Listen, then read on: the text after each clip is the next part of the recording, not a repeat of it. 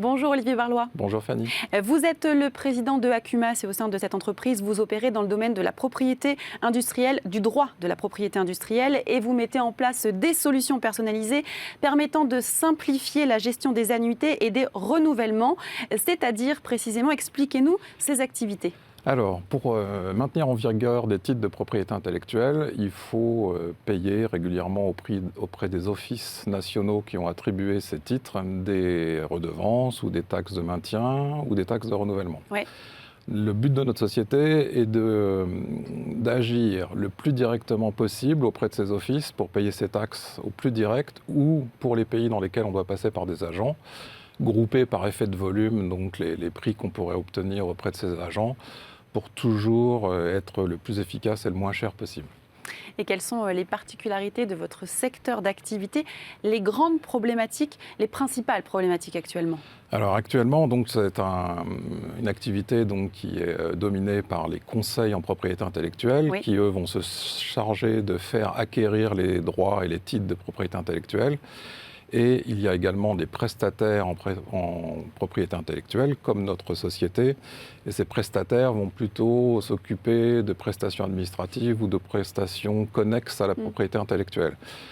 Ces prestataires, il y en a de moins en moins. Ils ont tendance à se regrouper, à se rapprocher et à être pris. Et on a donc des organismes financiers et des fonds de placement qui ont tendance à prendre le contrôle de ces prestataires.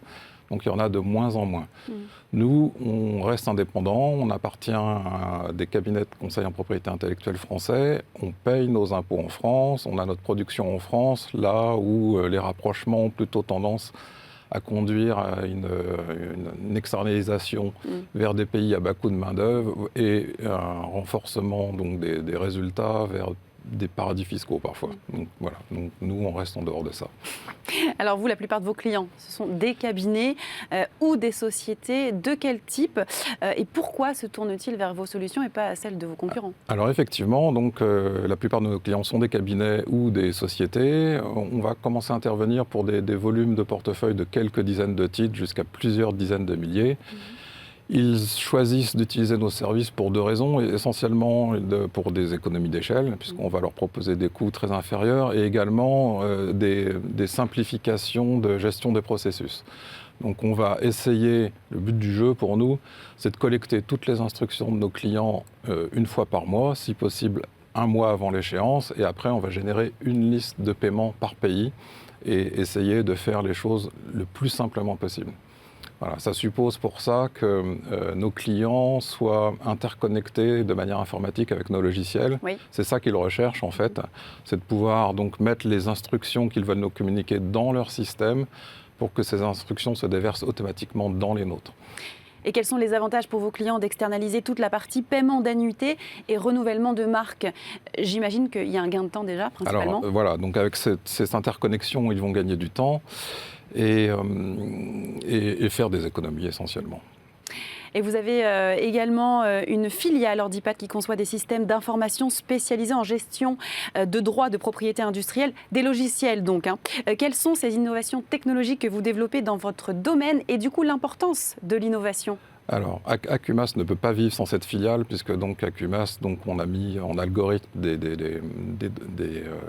législations de tous les pays pour pouvoir calculer le montant des annuités et des renouvellements à payer. Oui. Donc on a absolument besoin de cette filiale informatique. Cette filiale informatique donc, fait toute l'informatique d'Acumas et également l'informatique de nos actionnaires, qui sont des cabinets de conseil en propriété intellectuelle. Et on vient donc de mettre en œuvre une nouvelle version qui est très orientée donc digitalisation de l'activité.